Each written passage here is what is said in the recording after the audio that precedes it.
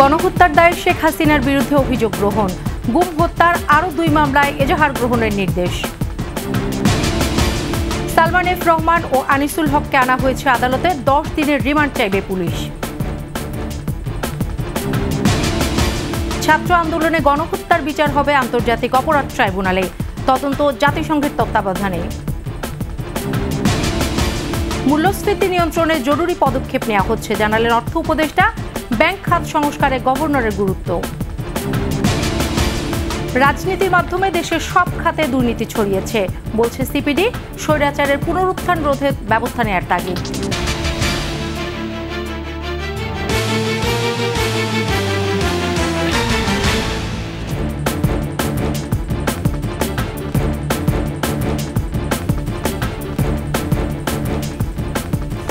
শুনছিলেন first security ইসলামী bank PLC সংবাদ শিরোনাম। আমন্ত্রণ সন্ধ্যার 21 সংবাদে, সাথে আছি সোনিয়া স্নিগ্ধা। দর্শক, 21 টেলিভিশনের সংবাদ একই সাথে সরাসরি দেখতে পাবেন আমাদের ফেসবুক পেজ www.facebook.com/2124 অনলাইনে। এছাড়াও সংবাদে আরও থাকছে: দুর্নীতিতে অপ্রতিরোধ্য ছিলেন সালমান এফ রহমান, আনিসুল হকের নগদ অর্থ বেড়েছে 218 গুণ।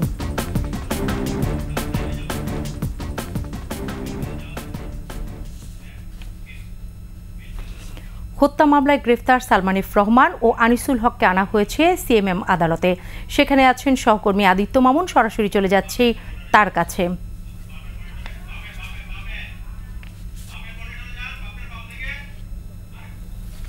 আদিত্য, শুনতে পাচ্ছেন আপনি আমাকে? আদিত্য, আনিসুল হক এবং সালমান এফ রহমানকে আনার কথা এবং সেখানকার সর্বশেষ পরিস্থিতি আপনি আমাদেরকে জানান। আদালতে করা হলো সালমান এফ রহমান এবং অন্যতম আরেকজন আসামি হিসেবে যাকে চিহ্নিত করা হয়েছে সাবেক আইনমন্ত্রী আনিসুল হক। সময়ক্ষেপণ করা হয়েছে। আমরা জানি যে ডিবি কার্যালয় থেকে সিএমএম আদালত এই যে পথটি, এখানে অপ্রীতিকর ঘটনা ঘটবে কিনা এমন একটি গুজবে আসলে নিরাপত্তা ব্যবস্থাটাকে জোরদার করা হয়েছিল। তারপর 6টা 36 সিএমএম প্রাঙ্গণে তাদেরকে বহনকারী আইন শৃঙ্খলা রক্ষাকারী বাহিনীর প্রিজন ভ্যান সহ বেশ কঠোর নিরাপত্তায় তাদেরকে সিএমএম আদালতে আনা হয়। আপনার মাধ্যমে জানিয়ে দিতে চাই যে এখন কিছুক্ষণ হলো, মাত্র মিনিট 2 হবে, তাদেরকে এজলাসে নিয়ে যাওয়া হয়েছে, যেখানে মামুন রশিদের বেঞ্চ তাদের মামলার যে শুনানি সেটি শুনবেন এবং পুলিশ যে 10 দিনের রিমান্ড চেয়েছে সেটিও হয়তো মঞ্জুর করবেন। আমরা যে সূত্রে জানতে পেরেছি যে 27 নম্বর কোর্টে এই মুহূর্তে সাবেক আইনমন্ত্রী আনিসুল হক এবং সাবেক প্রধানমন্ত্রী শেখ হাসিনার বেসামরিক শিল্প এবং বিনিয়োগ বিষয়ক উপদেষ্টা সালমান এফ রহমানকে তোলা হয়েছে। আমরা আপনার মাধ্যমে আরও দর্শকদের জানিয়ে দিতে চাই যে বিষয়টি স্নিগ্ধা, সেটি হচ্ছে যে 10 দিনের তো রিমান্ড চাইবেই। পুলিশ সেটি আগে থেকেই অনুমিত ছিল, পুলিশ চেয়েছেও। এখন পুলিশ রিমান্ডে নেওয়ার পরে আসলে কোন কোন বিষয়গুলি তাদেরকে জিজ্ঞাসাবাদ করবে সেটিও একটি বিষয়। তার মধ্যে প্রধানত যে বিষয়টি থাকতে পারে বলে আমরা অসমর্থিত সূত্রে জানতে পেরেছি সেটি হচ্ছে যে সাবেক আইনমন্ত্রী আনিসুল হক ক্ষমতার ব্যবহার করে আইনকে অপব্যবহার করেছেন, এমন নানাবিধ বিষয় উঠে আসতে পারে। তার মধ্যে যেটি প্রধানতম বিষয় হিসেবে চিহ্নিত হতে পারে সেটি হচ্ছে সাইবার এবং ডিজিটাল নিরাপত্তা আইন যেটি ছিল সেগুলি। এই বিষয়গুলি নিয়ে হয়তোবা তাকে জিজ্ঞাসাবাদ করা হবে। শুধু 16 জুলাই হত্যাকাণ্ডের বিষয়ই নয়, নানাবিধ বিষয় এর মধ্যে আসবে, আমরা সেই বিষয়গুলি জানতে পেরেছি।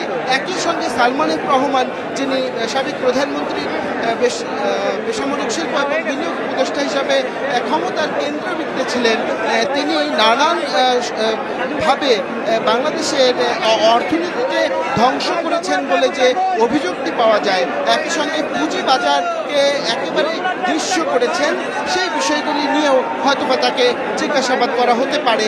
এই বিষয়গুলি আমরা জেনেছি।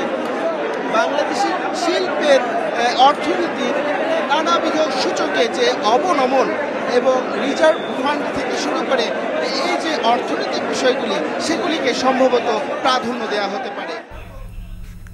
আদিত্য, আপনাকে ধন্যবাদ। দর্শক, এতক্ষণ সিএমএম আদালত থেকে সেখানকার সর্বশেষ পরিস্থিতি জানাচ্ছিলেন আমাদের সহকর্মী আদিত্য মামুন। সাবেক প্রধানমন্ত্রী শেখ হাসিনা সহ 10 জনের বিরুদ্ধে গণহত্যা ও মানবতা বিরোধী অপরাধের অভিযোগ তদন্তের জন্য গ্রহণ করেছেন আন্তর্জাতিক অপরাধ ট্রাইব্যুনালের তদন্ত সংস্থা। কোটা সংস্কার আন্দোলনে নিহত আরিফ আহমেদ সিয়ামের বাবা বুলবুল কবির এই অভিযোগ দায়ের করেন। এছাড়াও শেখ হাসিনার বিরুদ্ধে গুম ও হত্যার অভিযোগে আরও 2টি মামলা এজাহার গ্রহণ করার নির্দেশ দেন আদালত।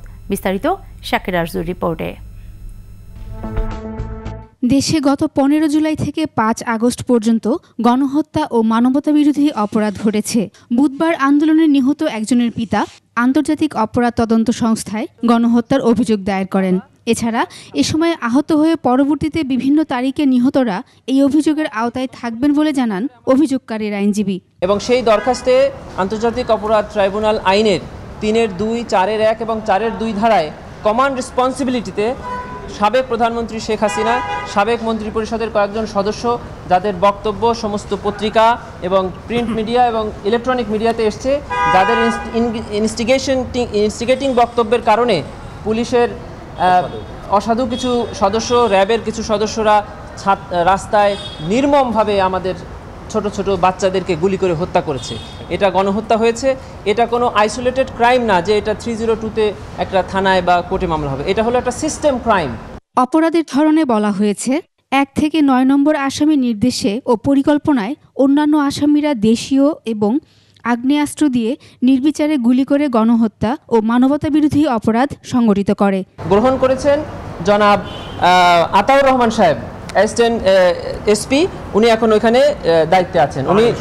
উনি রিসিভিং দিয়ে এটা তদন্ত করেছেন। উনি বলছেন যে আজকেই আমরা এটা পেলাম এবং আজকে উনি এটা স্বরাষ্ট্র মন্ত্রণালয়ে এটার কপি সেন্ড করবেন এবং স্বরাষ্ট্র মন্ত্রণালয়ের আদেশ অনুযায়ী বা তাদের নির্দেশনা অনুযায়ী তারা তদন্ত কাজ শুরু করবেন। ব্যক্তির পাশাপাশি সংগঠন হিসেবে আওয়ামী লীগ, যুবলীগ, ছাত্রলীগ ও অঙ্গ সংগঠন সমূহের নাম উল্লেখ করা হয়েছে আবেদনে। এবং দল হিসাবে বাংলাদেশ আওয়ামী লীগ এবং ছাত্রলীগকে আমরা এখানে আসামি করেছি, যেহেতু আমাদের আইন স্পষ্টভাবে বলা আছে যে অর্গানাইজেশন হিসাবে তাকে বিচার করা যাবে। এদিকে রাজধানীর কাফরুলে কলেজ ছাত্র ফয়জুল ইসলাম হত্যার অভিযোগে সাবেক প্রধানমন্ত্রী শেখ হাসিনা, সাবেক সেতুমন্ত্রী ওবায়দুল কাদের সহ 24 জনের বিরুদ্ধে কাফরুল থানায় মামলা রেকর্ড করার আদেশ দিয়েছেন আদালত। আমরা আজকে ঢাকার চিফ মেট্রোপলিটন আদালতে এই মামলাটি করেছিলাম সিআর মামলা হিসাবে। ম্যাজিস্ট্রেট সাহেব সিএমএম এর অধীনস্থ একজন ম্যাজিস্ট্রেট, মেট্রোপলিটন ম্যাজিস্ট্রেট, তিনি আজকে এই মামলাটি শুনানি গ্রহণ করেন। শুনানি গ্রহণান্তে শেখ হাসিনা সহ তার মন্ত্রী পরিষদ এবং আওয়ামী লীগ, যুবলীগের পুলিশের ঊর্ধ্বতন কর্মকর্তা সহ মোট 24 জনের বিরুদ্ধে এই মামলাটিকে নিয়মিত এফআইআর বা এজাহার হিসেবে গণ্য করে তদন্ত এবং গ্রেপ্তারপূর্বক যথাযথ আইনগত ব্যবস্থা গ্রহণের জন্য কাফরুল থানাকে নির্দেশ প্রদান করেছে। একই দিনে সাবেক প্রধানমন্ত্রী শেখ হাসিনা, সাবেক স্বরাষ্ট্রমন্ত্রী আসাদুজ্জামান খান কামাল, সাবেক আইনমন্ত্রী আনিসুল হক সহ 5 জনের নামে গুমের অভিযোগে মামলা হয়। সাবেক প্রধানমন্ত্রীর নাম দিয়েছি, তারপর স্বরাষ্ট্রমন্ত্রী এখানে আছে সাবেক, তারপর শহীদুল ইসলাম আছেন, তারপর র্যাবের মহাপরিচালক সাবেক বেনজির আহমেদ এটাতে আছে। মোট 26 জন, আমি 5 জন আসামি করেছি আর বাকি 20 জন অজ্ঞাতনামা হিসেবে। এ নিয়ে সাবেক প্রধানমন্ত্রীর বিরুদ্ধে একটি অভিযোগে আমলে নেওয়া সহ 4টি মামলা দায়ের করা হয়। শাকির আরজু, 21 টেলিভিশন, ঢাকা। পালাতে গিয়ে গ্রেফতার ক্ষমতাচ্যুত শেখ হাসিনা সরকারের আইনমন্ত্রী আনিসুল হককে নিয়ে বিতর্ক ও আলোচনা কম নয়। রায় পাল্টে দেয়া, মামলায় ফাঁসিয়ে অর্থ হাতিয়ে নেওয়া, নিয়োগ, বদলি ও জামিন বাণিজ্য সহ নানা অভিযোগ রয়েছে তার বিরুদ্ধে। নির্বাচনী হলফনামায়ও উঠে আসে 10 বছরে 218 গুণ নগদ অর্থ বৃদ্ধি সহ নানা অসঙ্গতি। রিপোর্ট দুলি মল্লিকের। অভ্যস্ত তারা বিচারের আওতায় আসবেন। ক্ষমতাচ্যুত শেখ হাসিনা সরকারের আইনমন্ত্রী আনিসুল হকের এমন বক্তব্য এখন তার নিজের জন্যই প্রযোজ্য হতে চলেছে। 2014 সাল থেকে ব্রাহ্মণবাড়িয়া 4 আসনে আওয়ামী লীগের 2 বারের সংসদ সদস্য আনিসুল হক 2 বারই আইন মন্ত্রণালয়ের দায়িত্বে ছিলেন। 10 বছরে তার অর্থ সম্পদ বৃদ্ধির পরিমাণ রীতিমতো প্রশ্নবিদ্ধ। নির্বাচনী হলফনামার তথ্য অনুযায়ী 2014 সালে তার কাছে নগদ অর্থ ছিল মাত্র 5 লাখ টাকা। 2024-এ তা বেড়ে 10 কোটি ছাড়ায়। ব্যাংক ও আর্থিক প্রতিষ্ঠানে জমাকৃত অর্থের পরিমাণও 10 বছরে বেড়েছে 2.5 কোটির বেশি। 5 বছরের ব্যবধানে স্থাবর অস্থাবর সম্পদের পার্থক্য বিপুল। অস্থাবর সম্পদ 11.5 গুণ ও স্থাবর সম্পদ বেড়েছে প্রায় 4 গুণ। 2014 ও 18 সালে হলফনামা অনুযায়ী আনিসুল হকের কোনো শেয়ার, সঞ্চয়পত্র, মৎস্য খামার, অকৃষি জমি ও স্বর্ণ ছিল না। তবে 2024 সালে হলফনামায় সিটিজেন ও এক্সিম ব্যাংকে তার শেয়ার 40 কোটি টাকার বেশি। বিভিন্ন সংবাদ মাধ্যমের রিপোর্ট বলছে, গেল 5 বছরে সম্পদ বৃদ্ধির তালিকায় শীর্ষে এই আনিসুল হক। বিভিন্ন সংবাদ মাধ্যমের অনুসন্ধানী প্রতিবেদনে উঠে আসে আইনমন্ত্রীর আড়ালে তার নানা অপকর্মের তথ্য। আগে টাকা পরে নিয়োগ, এমন নীতিতে বান্ধবী তৌফিকা করিমের সঙ্গে সিন্ডিকেট চালাতেন তিনি। এর আওতায় নিয়োগ, আইন বিভাগে বদলি, জামিন দেওয়া, রায় পাল্টে দেওয়ার মতো কাজ করতেন। হোটেল রেন্টি ধর্ষণ মামলায় রায় প্রভাবিত করার ক্ষেত্রেও তার নাম আলোচিত হয়। রিপোর্ট বলছে, 10 বছরে অবৈধভাবে 2000 কোটি টাকা বিদেশে পাচার করেছে তৌফিক আনিসুল চক্র। শিক্ষার্থী জনতার আন্দোলনে সরকার পতনের আভাস পেয়ে আগেই কানাডায় পাড়ি দেন তৌফিকা। তবে শেষ রক্ষা হয়নি আনিসুল হকের। দুলি মল্লিক, 21 টেলিভিশন। দুর্নীতিতে ছিলেন অপ্রতিরোধ্য। ব্যাংক কিংবা পুঁজিবাজার গত 16 বছরে তার থাবা থেকে রেহাই পায়নি কোনো আর্থিক প্রতিষ্ঠান। লাখো কোটি টাকা লোপাট করা এই ব্যক্তি ক্ষমতাচ্যুত শেখ হাসিনার বেসরকারি শিল্প ও বিনিয়োগ উপদেষ্টা সালমান এফ রহমান। আরও জানাচ্ছেন মেহেদি হাসান। সালমান এফ রহমান কয়েকদিন আগেও তার আশীর্বাদ পেতে ব্যবসায়ীদের অনেকেই ধর্ণা দিতেন তার দুয়ারে। পুঁজিবাজারেও ছিল তার একচ্ছত্র নিয়ন্ত্রণ। জানেন কারসাজি করার দারুণ সব ভেলকি, চেহারা সুরতেও পরহেজগারি ভাব। এ কারণেই পুঁজিবাজারে তিনি দরবেশ নামেই বেশি পরিচিত। হাসিনা সরকারের গত 15 বছরের লুটপাটের সবচেয়ে বড় সহযোগী সালমান এফ রহমান। সম্প্রতি গ্রেপ্তার হওয়া এই অলিগার্ক ছিলেন প্রধানমন্ত্রীর বেসরকারি শিল্প ও বিনিয়োগ উপদেষ্টা। এ কারণে দেশের ব্যাংক, বিমা, আর্থিক খাতের অনেক সিদ্ধান্তই হতো তার ইশারায়। 2009 সালে আওয়ামী লীগ সরকার ক্ষমতায় আসার পরই আইএফআইসি ব্যাংক নিয়ন্ত্রণে নিয়ে একের পর এক লুটপাট করতে থাকেন। সব নিয়মকানুনকে বৃদ্ধাঙ্গুলি দেখিয়ে জনতা ব্যাংক থেকে নিয়েছেন 22,000 কোটি টাকা ঋণ। অগ্রণী ব্যাংকে তার একটি ঋণ 17 বার নবায়ন করা হয়েছে, যার নজির ব্যাংকিং খাতের ইতিহাসে নেই। বিভিন্ন ব্যাংকে সব মিলিয়ে তার মোট ঋণ লাখ কোটি টাকার বেশি। আর শেয়ার বাজারে কেলেঙ্কারি ও কারসাজির কথা এলেই সবার মনের আয়নায় প্রথমেই ভেসে ওঠে সালমান এফ রহমানের নাম।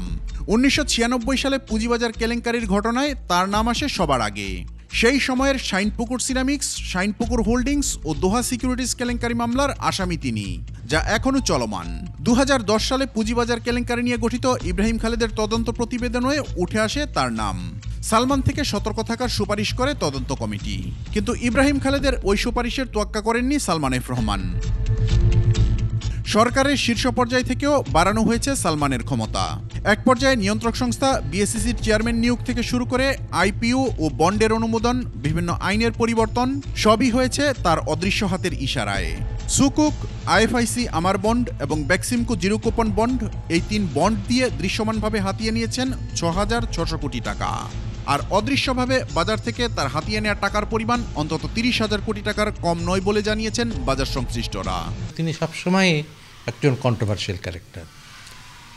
উনি যে আইএফআইসি বন্ড বলে কিছুদিন আগে বন্ড ছেড়েছেন, ওটা সম্পর্কেও আমি ডেইলি স্টারে কথা বলেছি এবং ফ্রন্ট পেজে এটা আমার মতামত কিন্তু ছাপা হয়েছিল। তো আমি তখনও বলেছি যে এই ধরনের একটা বন্ডকে উনি আইএফআইসি বন্ড কীভাবে বলেন, এবং আইএফআইসি ব্যাংক এটা গ্যারান্টি বা কেন দিল। করোনার সময় টিকা নিয়ে ব্যাপক জালিয়াতির অভিযোগ রয়েছে সালমান এফ রহমানের বিরুদ্ধে। পার্শ্ববর্তী দেশের একটি কোম্পানির সাথে টিকা কেনার চুক্তি হলেও ওই টিকা দেশে আসেনি। পরে অন্য একটা প্রভাবশালী দেশ থেকে টিকা কিনতে অন্তত 10,000 কোটি টাকা হাতিয়ে নিয়েছেন কথিত এই দরবেশ। শুধুমাত্র মাটি নয়, মহাকাশেও নিয়ন্ত্রণ ছিল সালমান এফ রহমানের। বঙ্গবন্ধু স্যাটেলাইটের ব্যবসায় বড় অংশীদার বলা হয় তাকে। একচ্ছত্র ডিটিএইচ আকাশের ব্যবসা তো আছেই। এলপিজি, এলএনজি, আইসিটি ব্যবসার নামে লুটপাট ছিল তার নেশা। 2006 সালে তত্ত্বাবধায়ক সরকারের সময় গঠিত দুর্নীতি বিরোধী টাস্কফোর্সের তদন্তে বেক্সিমকো গ্রুপের বিরুদ্ধে বিদেশি কর্মী নিয়োগের নামে অর্থ পাচারের অভিযোগ প্রমাণিত হয়। ওই সময় সালমান এফ রহমানের নামে লন্ডনে $350 কোটি একটি আন্তর্জাতিক ক্রেডিট কার্ডের সন্ধান পাওয়া যায়, বাংলাদেশি মুদ্রায় যা প্রায় 42,000 কোটি টাকা। এই কার্ডের মাধ্যমেও তিনি অর্থ পাচার করেছেন বলে বিশ্বাসযোগ্য অভিযোগ রয়েছে। এদিকে সালমান এফ রহমানের গ্রেপ্তারের খবরে গতরাতে তার নির্বাচনী এলাকা দোহার ও নবাবগঞ্জে আনন্দ মিছিল ও মিষ্টি বিতরণ করেছে সাধারণ মানুষ। কুখ্যাত এই দুর্নীতিবাজের বিচার চেয়েছেন তারা। যার নির্দেশে জয় ভারতে 3 রান চলে গেছে সেই খুনি সেই সালমান এফ রহমান। মেহেদি হাসান, একুশে টেলিভিশন, ঢাকা। সদ্য ক্ষমতাচ্যুত আওয়ামী লীগ সরকারের মন্ত্রী, এমপি, উপদেষ্টা গ্রেপ্তার হওয়ার মধ্য দিয়ে দুর্নীতিবাজ চক্রের স্বরূপ উন্মোচন হবে বলে মনে করছেন বিভিন্ন শ্রেণী পেশার মানুষ। সালমান, আনিসুলের মতো দুর্নীতিবাজদের গ্রেফতারেও অভিযান জোরদার রাখার আহ্বান তাদের। বিস্তারিত আকাশুজ্জামানের রিপোর্টে। ছাত্র জনতার অভ্যুত্থানে শেখ হাসিনা সরকার পতনের পরপরই শাহজালাল আন্তর্জাতিক বিমানবন্দরে গ্রেপ্তার হন সাবেক পররাষ্ট্রমন্ত্রী হাসান মাহমুদ ও তথ্য প্রযুক্তি প্রতিমন্ত্রী জুনাইদ আহমদ পলক। মঙ্গলবার গ্রেপ্তার হন সাবেক আইনমন্ত্রী আনিসুল হক ও শিল্প বিষয়ক উপদেষ্টা সালমান এফ রহমান। বিদেশে অর্থ পাচার, ব্যাংকিং খাতে লুটপাট, বিচার বিভাগে হস্তক্ষেপে সমালোচিত আনিসুল সালমান গ্রেপ্তারকে ইতিবাচক হিসেবে দেখছেন বিভিন্ন শ্রেণী পেশার মানুষ। মানুষের হাই লেগে গেছে যে মানুষ আসলে অতিষ্ঠ হয়ে গেছে। মানুষ চাচ্ছিল মনে মনে যে এদের একটা বিচার হোক। দুর্নীতি যারা করছে তারা অ্যারেস্ট হয়েছে, তাদের শাস্তি পাইতেই হবে। আওয়ামী সরকারের গত 15 বছরের দুর্নীতিতে যারা যারা আছে, দরবেশ, কাউয়া কাদের বা অন্যান্য মন্ত্রী, এমপি, স্থানীয় লোকালি যারা আছে দুর্নীতিতে জড়াইছে, সন্ত্রাসী করছে, তাদের সবাইকে বিচারের আওতায় আনি, যেটা হয় তাদের এটাই করুক। কারণ দেশটা আমাদেরই উচিত ভালো রাখা, তো এই জন্য সরকার যেটা বেটার মনে করে সেটাই করুক। গ্রেপ্তার অভিযান আরও জোরালো করতে হবে বলেও মত তাদের। আমরা চাই একটা দুর্নীতিমুক্ত সুন্দর বাংলাদেশ। দরকার ছিল, দুর্নীতি করছে, আটকাইছে, ঠিক আছে, ওনাকে দরকার। এত বছর ধরে আমরা কেউ কথা বলতে পারিনি, সবাই বিভিন্ন লোক বিভিন্ন পর্যায়ে দুর্নীতি করে গেছে। দুর্নীতিবাজরা ছাড় পেলে দেশের ক্ষতি মনে করেন তারা। বাংলাদেশের প্রত্যেকটা মানুষ যাতে দুর্নীতি মুক্তভাবে দেশে চলাফেরা করতে পারে এবং সকল কাজ নির্বিঘ্নভাবে করতে পারে। তোমার সরকার যে দুর্নীতির বিরুদ্ধে যে সকল পদক্ষেপগুলো নিয়েছে সেগুলো খুবই ভালো। ধরার জন্য আরেকটু স্ট্রিক্ট হওয়া দরকার, এতটুকু সময় যাতে তারা না পায়, যতটুকু সময় তারা পাইতেছে চলে যাওয়ার জন্য। তৃণমূল থেকেই দুর্নীতির মূলোৎপাটন করার আহ্বান তাদের। আকাশুজ্জামান, একুশে টেলিভিশন, ঢাকা। ছাত্র জনতার আন্দোলনে যেসব হত্যাকাণ্ড ঘটেছে তা গণহত্যা। ভুক্তভোগীদের ন্যায় বিচার সুনিশ্চিত করতে এই বিচার আন্তর্জাতিক অপরাধ ট্রাইব্যুনালে করার সিদ্ধান্ত নিয়েছে অন্তর্বর্তীকালীন সরকার। আর ঘটনার তদন্ত হবে জাতিসংঘের তত্ত্বাবধানে। সচিবালয় সংবাদ সম্মেলনে এসব তথ্য জানান আইন, বিচার ও সংসদ বিষয়ক উপদেষ্টা অধ্যাপক আসিফ নজরুল। প্রণব চক্রবর্তীর রিপোর্ট। অন্তর্বর্তী সরকারের আইন উপদেষ্টা হিসেবে যেসব উদ্যোগ অগ্রাধিকার পাবে তা জানাতে সংবাদ সম্মেলন করেন ডক্টর আসিফ নজরুল। আমরা সবচেয়ে বেশি গুরুত্ব দিয়েছিলাম, জানান গত 1 জুলাই থেকে 5 আগস্ট পর্যন্ত ছাত্র জনতার আন্দোলনে সংঘটিত হত্যাকাণ্ডের ঘটনাগুলোর বিচার আন্তর্জাতিক অপরাধ ট্রাইব্যুনালে করা হবে। আন্তর্জাতিক অপরাধ ট্রাইব্যুনালে ওনাদের বিচারের জন্য এই আইনের অধীনে এই হত্যাকাণ্ডের সাথে জড়িত ব্যক্তিরা এবং যারা আদেশ দিয়েছেন, বিভিন্নভাবে সহযোগিতা করেছেন, তাদের সকলকে বিচারের আওতায় আনা সম্ভব। আমাদের ইনভেস্টিগেশন টিম থাকে, তারা কাজ করবে জাতিসংঘের তত্ত্বাবধানে। শুধুমাত্র পুলিশ, ছাত্রলীগের অপরাধ দেখলে তো হবে না। যাদের কমান্ড ছিল সাবেক সরকার প্রধান সহ অন্য যারা জড়িত থাকার অভিযোগ রয়েছে, কিছু মন্ত্রীর নাম দেখেছি, সর্বোচ্চ পর্যায়ে আমরা এখানে কোনো ছাড় দিব না।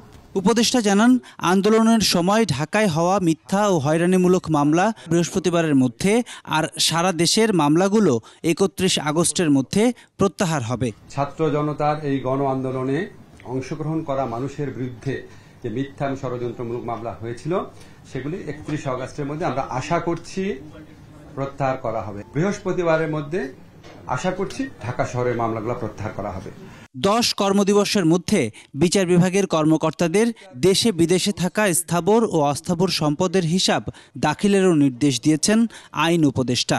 সকল বিচার বিভাগীয় কর্মকর্তা এবং তাদের পরিবারের সদস্যদের দেশে বিদেশে অবস্থিত স্থাবর অস্থাবর সম্পত্তির হিসাব বিবরণী আগামী 10 কর্মদিবসের মধ্যে দাখিল করার নির্দেশ দিয়েছি। প্রণব চক্রবর্তী, একুশে টেলিভিশন, ঢাকা। মূল্যস্ফীতি নিয়ন্ত্রণে জরুরি পদক্ষেপ নেওয়া হচ্ছে বলে জানিয়েছেন অর্থ ও পরিকল্পনা উপদেষ্টা ডক্টর সালেউদ্দিন আহমেদ। জানান, অর্থের অপচয় রোধ করে সর্বোচ্চ ব্যবহার নিশ্চিত করতে চায় সরকার। শিগগিরই নিত্যপণ্যের দাম সহনীয় পর্যায়ে আসবে বলেও আশ্বস্ত করেন অর্থ উপদেষ্টা। এ সময় বাংলাদেশ ব্যাংক গভর্নর জানান, ব্যাংক খাতে সংস্কার হবে এবং কিভাবে করা যায় সে বিষয়ে সরকারের সাথে আলোচনা করে সিদ্ধান্ত নেওয়া হবে। প্রণব চক্রবর্তীর আরও একটি রিপোর্ট। সচিবালয়ে খাদ্য সরবরাহ পরিস্থিতি পর্যালোচনা এবং মূল্যস্ফীতি সহনীয় মাত্রায় কমিয়ে আনতে বৈঠকে বসেন অর্থ ও পরিকল্পনা উপদেষ্টা ডক্টর সালেউদ্দিন আহমেদ। জরুরি পদক্ষেপ আমরা নিচ্ছি। এ সময় সাংবাদিকদের প্রশ্নের জবাবে তিনি বলেন, আমদানি রপ্তানি ঠিক রাখার পাশাপাশি মূল্যস্ফীতি নিয়ন্ত্রণই এখন সরকারের বড় লক্ষ্য। যত যুক্তিসঙ্গত সময় এই মূল্যস্ফীতিতে ইতিমধ্যে আমরা কিছুটা দেখতে পাচ্ছেন তো, আমি শুনছি সবজির দাম একটু কমে গেছে, যে কারণেই হোক এটা ইমেজ আসছে যে করবে। অতএব আমরা আশা করি আমরা যে জিনিসগুলো পদক্ষেপগুলো নিচ্ছি তাদের সংশ্লিষ্ট যারা আছেন তারা অতি দ্রুত ব্যবস্থাটা নেবেন। নিত্যপণ্যের দাম কতদিনে নিয়ন্ত্রণে আসবে জানতে চাইলে অর্থ উপদেষ্টা জানান, দ্রুতই এর সুফল পাবে জনগণ। উৎপাদনের ব্যাপারে যা যা করা দরকার, কৃষি মন্ত্রণালয়, শিল্প মন্ত্রণালয়, সার, অন্যান্য জিনিস আছে কী কী ইনভলভ, তারপরে ইনপুট লাগবে, তারপর একটা বাজার যে যখন করবে তাদের যারা উৎপাদন করে তাদের সুবিধা অসুবিধাটা দেখবে, তবে আলটিমেটলি আপনার কাছে যেমন পৌঁছায় তখন সেই চেইনটা মানে পুরো সাপ্লাই চেইনটাই তো ইনভলভ। গভর্নর হিসেবে দায়িত্ব গ্রহণের পর অর্থ উপদেষ্টার সাথে বৈঠকে ডক্টর আহসান এইচ মনসুর জানান, ব্যাংক খাতের সংস্কারে দেয়া হবে বিশেষ গুরুত্ব। ব্যাংকিং খাতে সংস্কার তো করতেই হবে, সেটা তো বলার অপেক্ষা রাখে না। এখন কিভাবে করতে হবে সেটা সরকার সিদ্ধান্ত নেবে, সরকারের সাথে বাংলাদেশ ব্যাংক বসবে এবং এই ব্যাপারে আমরা স্টেক হোল্ডারদের সাথে আলাপ করবো, করে একটা স্ট্র্যাটেজি রোডম্যাপ সবই করতে হবে। ওভারঅল ব্যাংকিং সেক্টর রিফর্মের কনটেক্সটে সব কিছুই আসতে পারে, মার্জার আসতে পারে, লিকুইডেশন আসতে পারে, রিক্যাপিটালাইজেশন আসতে পারে, ওনারশিপ চেঞ্জ আসতে পারে। This are options. কোনটা কোথায় কোন ব্যাংকের ক্ষেত্রে কিভাবে হবে সেটা ক্ষেত্র বুঝে করতে হবে। যতটা সম্ভব আমদানিকে সচল করতে পদক্ষেপ নেয়ার কথাও জানান বাংলাদেশ ব্যাংক গভর্নর। প্রণব চক্রবর্তী, একুশে টেলিভিশন, ঢাকা। বাংলাদেশে রাজনীতির মাধ্যমে সব ক্ষেত্রে দুর্নীতি ছড়িয়েছে বলে মনে করে বেসরকারি গবেষণা প্রতিষ্ঠান সিপিডি। পরিস্থিতি উত্তরণে আর্থিক খাত সহ সর্বত্রই প্রয়োজনীয় সংস্কারের কথা বলছে সংস্থাটি। ছাত্র আন্দোলনের শিক্ষার্থী সহ নিরীহ মানুষকে যারা হত্যা করেছে মানবতা বিরোধী অপরাধের দায়ে তাদের শাস্তি নিশ্চিতের দাবি জানিয়েছেন বক্তারা। তৌহিদুর রহমানের রিপোর্ট। অন্তর্বর্তী সরকারের চ্যালেঞ্জ বিষয়ে সেন্টার ফর পলিসি ডায়ালগ সিপিডির গোল টেবিল আলোচনা। বক্তারা বলেন, গত আওয়ামী লীগ সরকারের সময় নানা টেকনোলজি ব্যবহার করে সাধারণ মানুষের গোপন তথ্য হাতিয়ে নিয়েছে আইন শৃঙ্খলা বাহিনী। মেয়াদের উপর ভিত্তি করে অন্তর্বর্তীকালীন সরকারের করণীয়গুলোকে 3 ভাগে আমরা ভাগ করতে পারি। ইন্টারনেট বন্ধ করে বিশ্বের কাছে দেশের ভাবমূর্তি ক্ষুণ্ণ করা হয়েছে। আর্থিক খাত সহ ক্ষতি হয়েছে অনেক খাতের। স্বাধীন নাগরিক হিসাবে আমি আমার ডিভাইস কেন ইউজ করতে পারবো না? Why I am concern that someone is going to tap my phone. এটা আমার কাছে মনে হয় দিস ইজ কোনো পলিটিক্যাল গভর্নমেন্ট এই রিফর্ম করবে না। তো যদি শর্ট টার্ম বলেন, আমি মনে করি we are very happy that এই ক্যাবিনেটে 4 জন হিউম্যান রাইট অ্যাক্টিভিস্ট আছে। ওনারা যদি এটা করতে না পারে কোনো গভর্নমেন্ট ফিউচারে করতে হবে না। ন্যূনতম পক্ষে 700 ব্যক্তির প্রাণহানি ঘটেছে, হাজার হাজার ব্যক্তি আহত হয়েছে। যে অনেকে বলেন এটা মানবতা বিরোধী অপরাধ, এই মানবতা বিরোধী অপরাধের বিচার হওয়া দরকার। ল এনফোর্সের রিফরমেশনটা সবচেয়ে বেশি ইম্পর্টেন্ট। এই মুহূর্তে বাংলাদেশে ওই জায়গাটা ঠিক করা সবার আগে দরকার। যদি 24 ঘন্টার মধ্যে ঠিক করা সম্ভব হয় তাহলে যেন 25 ঘন্টায় না যায়। আর্থিক সহ সার্বিক পরিস্থিতির উন্নয়নে অন্তর্বর্তীকালীন সরকারকে স্বল্প, মধ্য এবং দীর্ঘমেয়াদী পরিকল্পনা নেওয়ার পরামর্শ দেন বিভিন্ন শ্রেণী পেশার প্রতিনিধিরা। সবচেয়ে বড় রিফর্ম হলো কি আমাদের সুপ্রিম ল রিফর্ম, এবং এই সুপ্রিম লকে এই স্ট্রাকচার থেকে বের করে অন্য স্ট্রাকচারে নিতেই হবে। এবং এটার মধ্যে যে যত রকমের আপনি ডিক্টেটরিয়াল এলিমেন্টস হওয়ার থাকার অপরচুনিটি আছে এগুলাকে স্ট্রাকচার নিতে হবে। ব্যাংকিং সেক্টরের সিচুয়েশনটা যতটা খারাপ আপনারা ভাবছেন সকলে মিলে, তার চেয়ে অনেক বেশি খারাপ। আপনারা তো খবরের কাগজে কয়েকটা দেখেন, কয়েকটা বড় বড় নাম দেখেন, আসলে যে কত নাম আছে এটা কি বলবো আপনাকে, বলার কিছু নেই। সামগ্রিক চ্যালেঞ্জ মোকাবেলায় নাগরিক সমাজের প্রতিনিধিদের মাধ্যমে একটি কমিটি করা সহ নতুন কোনো স্বৈরাচারী যেন ক্ষমতায় আসতে না পারে সে ব্যবস্থারও তাগিদ দেন বক্তারা। অনেক আইন ইত্যাদি আছে, কিন্তু ওইটার প্রায়োগিক যে দিকটা সেটাকে কিন্তু আমাদের শক্তিশালী করতে হবে। তৌহিদুর রহমান, একুশে টেলিভিশন, ঢাকা। নিচ্ছি সংবাদ বিরতি, যখন ফিরছি তখন অন্যান্য সংবাদের সঙ্গে আরও থাকবে। সংখ্যালঘুদের নিয়ে নাটক সাজানোর অপচেষ্টা, বললেন মির্জা ফখরুল। রংপুরে আবু সাইদের কবর জিয়ারত। পদত্যাগ বা অবসর নয়, হাসিনা সরকারের সকল শীর্ষ পুলিশ কর্মকর্তাকে বিচারের আওতায় আনার দাবি।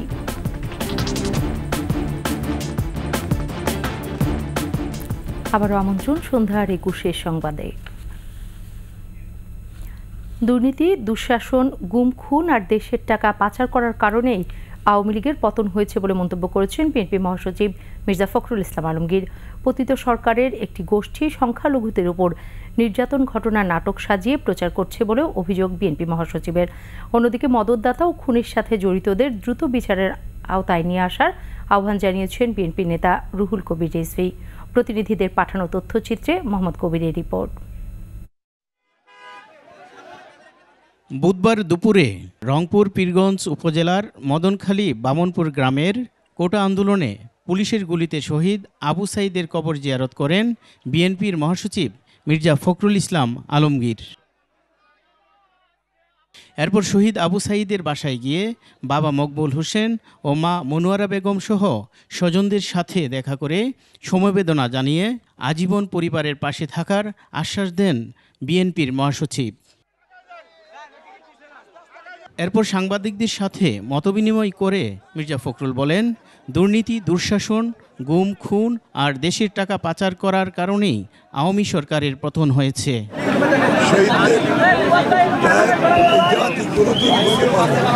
এর আগে ঠাকুরগাঁর নিজ বাসভবনে সাংবাদিকদের সাথে মতবিনিময়কালে মির্জা ফখরুল ইসলাম আলমগীর বলেন, দেশি বিদেশি একটি চক্র এবং পতিত সরকারের গোষ্ঠীর লোকেরা পরিকল্পিতভাবে সংখ্যালঘুদের ঘটনার নাটক সাজিয়েছে। চক্র পরিকল্পিতভাবে এবং পতিত যে সরকার অর্থাৎ পতিত যে আপনার শাসক গোষ্ঠী তাদের লোকেরা পরিকল্পিতভাবে এখানে আপনার বিভিন্ন ঘটনার নাটক সাজিয়ে তারা এটাকে প্রচার করছে।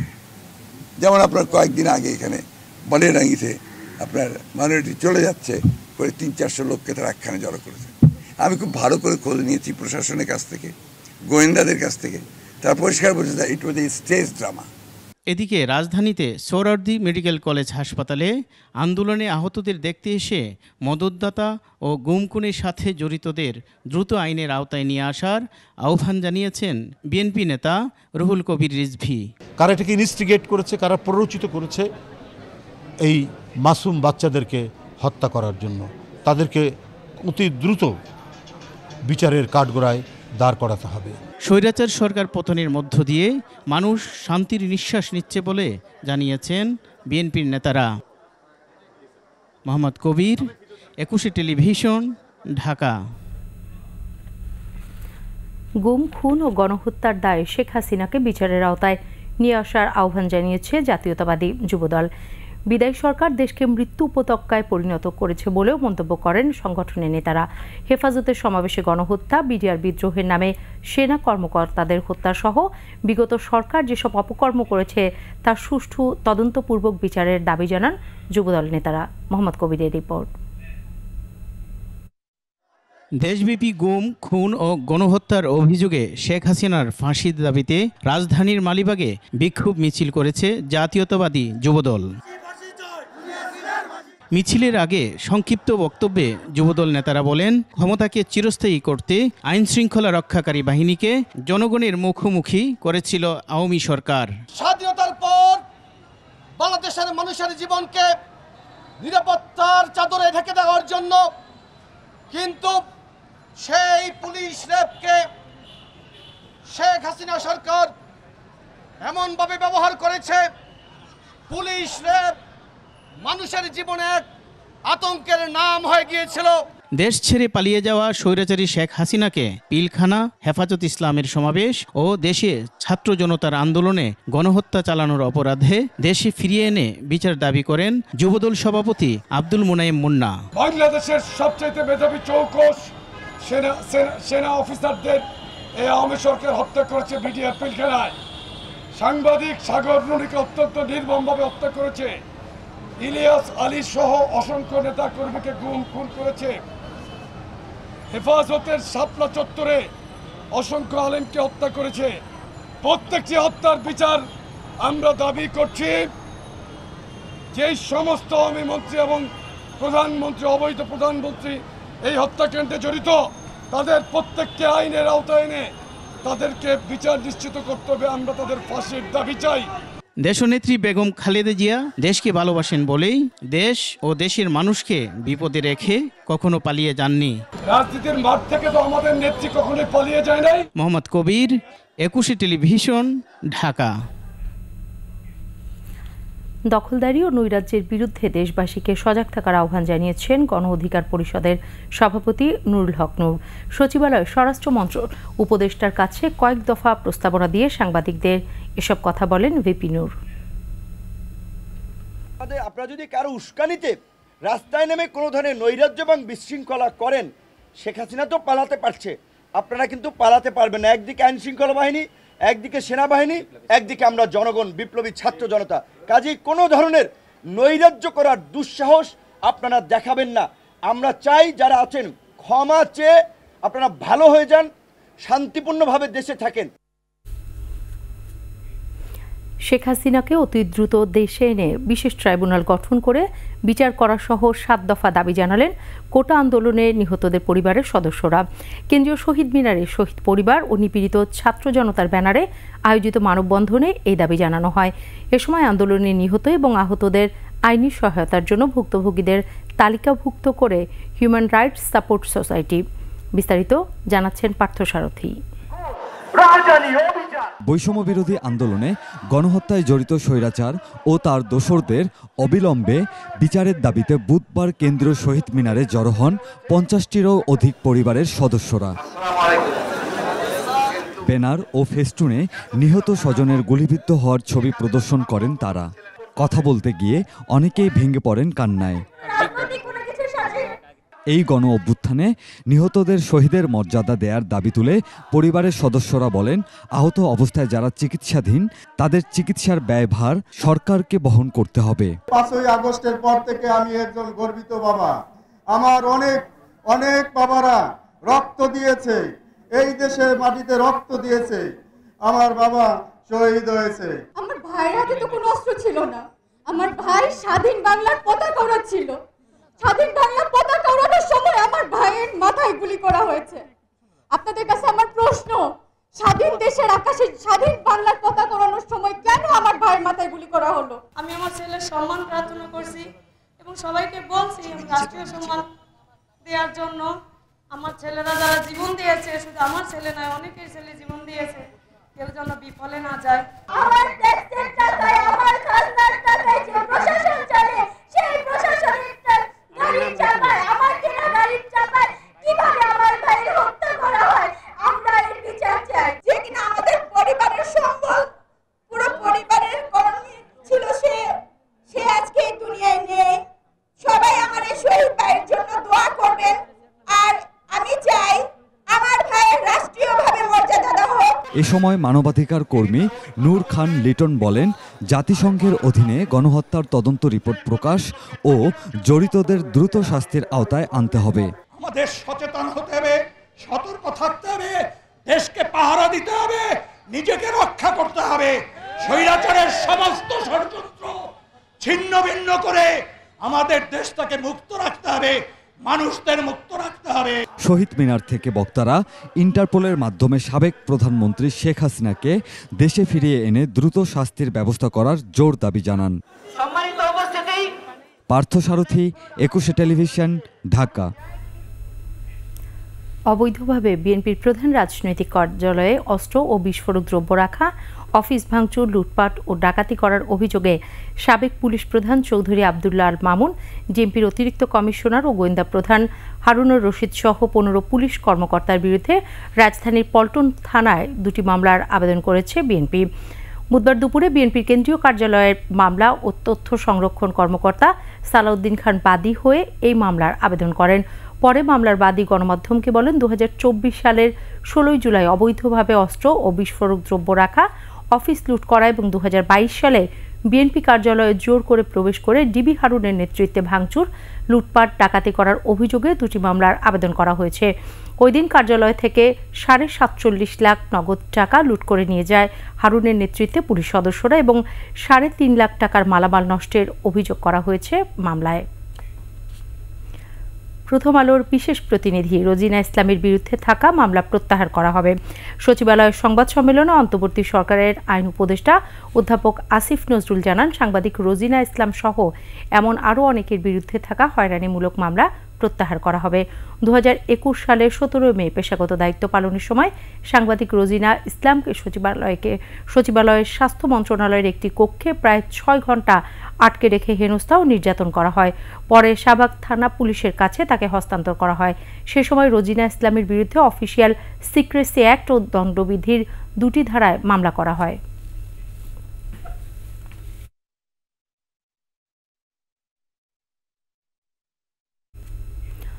সদ্য পদত্যাগকারী পুলিশের মহাপরিদর্শক চৌধুরী আবদুল্লাহ আল মামুন সহ আরও অনেক পুলিশ কর্মকর্তাই মার্কিন নিষেধাজ্ঞার আওতায় আছেন।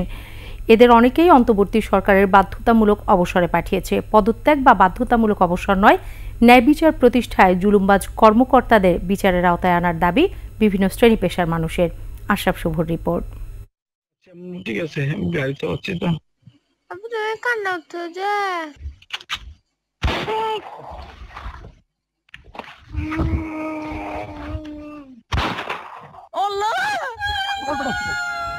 কক্সবাজারের কাউন্সিলর একরামুল হত্যাকাণ্ডের কথা নিশ্চয়ই সবার মনে আছে। 2018 সালের 26 নভেম্বর গভীর রাতে টেকনাফে কথিত বন্দুকযুদ্ধে নিহত হন এই যুবলীগ নেতা। ঘটনার সময়ের একটি অডিও ফাঁস হলে সত্য প্রকাশ হয়। জানা যায় পরিকল্পিত হত্যাকাণ্ডের শিকার কাউন্সিলর একরামুল।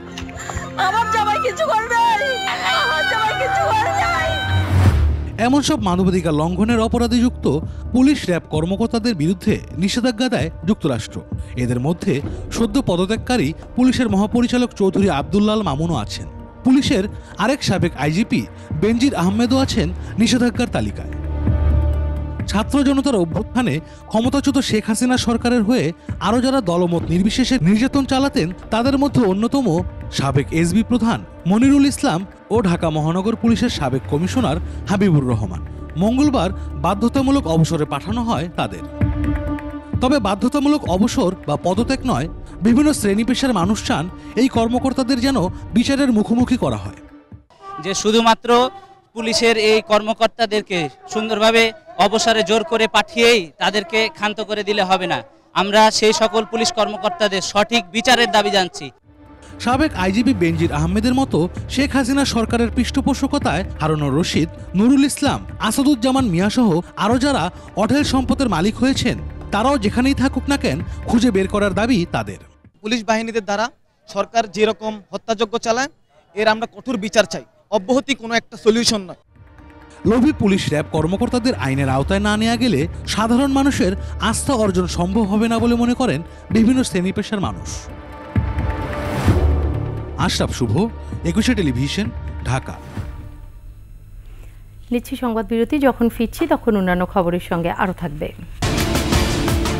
মিয়ানমার সেনাবাহিনীর যুদ্ধাপরাধ বাড়ছে, বাংলাদেশ সীমান্তে আবারও রোহিঙ্গাদের ভিড়।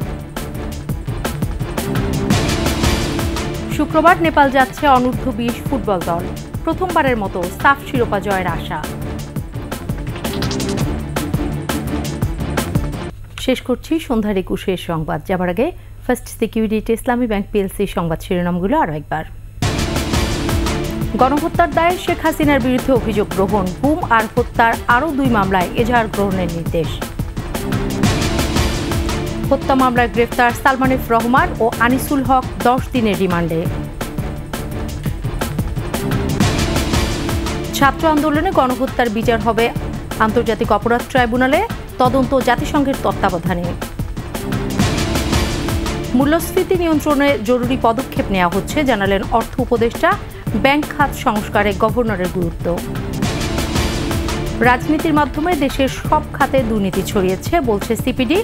স্বৈরাচারের পুনরুত্থান রোধে ব্যবস্থা নেওয়ার তাগিদ।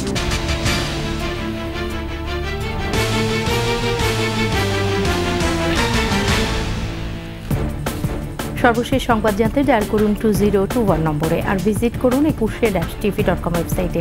এছাড়া ফেসবুকে ভিজিট করতে পারেন www.facebook.com/ekushe24 অনলাইনে। এতক্ষণ সাথে থাকার জন্য ধন্যবাদ। পরবর্তী সংবাদ রাত 8:55 দেখার আমন্ত্রণ রইল। একুশের সাথেই থাকুন।